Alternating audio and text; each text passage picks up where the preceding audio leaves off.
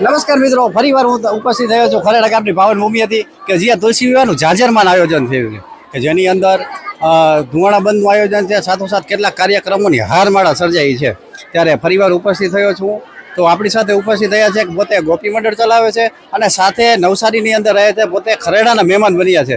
તો આપણે એમની પાસેથી આજની વિગત લેવાના પ્રયત્નો કરવા છે। જય માતાજી। જય માતાજી। મારું નામ કંચનબેન ગઢાણિયા। હું હાલમાં નવસારી રહું, પણ નવસારીથી હવે મોરબી રહેવા આવી। પણ મને એવું લાગે કે આ ખરેડાની અંદર પહેલાં તો હરેશભાઈએ આવો કાર્યક્રમ કર્યો એનું આપણને બધાને ગૌરવ હોવું જોઈએ।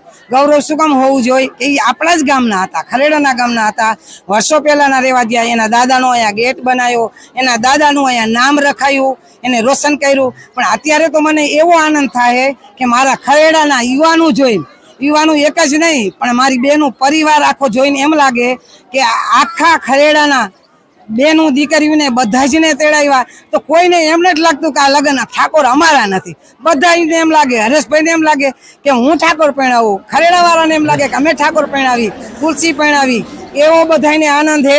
તો આજે બધા મોરબી વાળા પૂછવા માંડ્યા, મારે તો નવસારી વાળાના ફોન હવારમાં આવવા માંડ્યા, 7 વાગ્યા ત્યાં ફોન આવે એમ આવો આયોજન તમારે કરે ગામમાં। મેં કીધું આવો આયોજન કરે, પણ વર્ષો પહેલાના જો વયા ગયા હોય એનું ગૌરવ અત્યારે એને હોય કે મારા ખરેડાની અંદર મારે ઠાકોર પહેણાવા, તુલસી પહેણાવા, એનું આવું ગૌરવ એને હોય। તો આપણે બધા મોરબી હોય તો હવે આવું આયોજન તો દર વર્ષે થવું જોઈએ, એવું બધાને મનમાં રાખવું જોઈએ કે મારે ઠાકોર પહેણાવા જવાનું, મારા ગામની અંદર કેમ ઉત્સવ ન ઉજવાય। હું તો જ્યારે નવસારીમાં આવું ત્યારે હું નવસારીમાં એવું બોલતી હોય, જ્યારે વિડીયો આવે ને છોકરાઓ નાના નાનાનો ગૌરવ તો મને એનું થાય કે ઝાડવા જ્યારે વાવતા હતા ને ત્યારે ઠાકોર ત્યાં અમારા ફોન આવતા, ફોટા આવ્યા ત્યારે હું બધાને દેખાડવા ગઈ કે આ અમારા છોકરાઓ યુવાન કેવા। જો એમ થતું હતું કે આ કળિયુગ કેવો, તો કળિયુગની અંદર હવે કળિયુગ નથી પણ સતયુગ છે।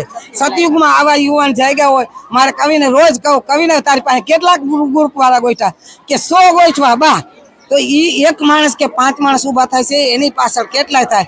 તો હવે હું મોરબીમાં રહેવા આવી હોઉં તો મોરબીની અંદર અમે એવું કામ કરી, તો હવે એવું અમારું ગ્રુપ ગોઠવાનું છે।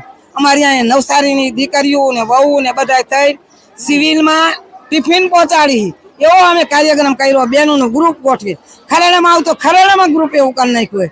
તો હવે બધી બેનોને કહું એવા ગ્રુપ ગોઠવો, આ છોકરા જેવા આપણે બધાને થઈ જાય। હવે આટલું બોલી જય ભારત માતા કી જય।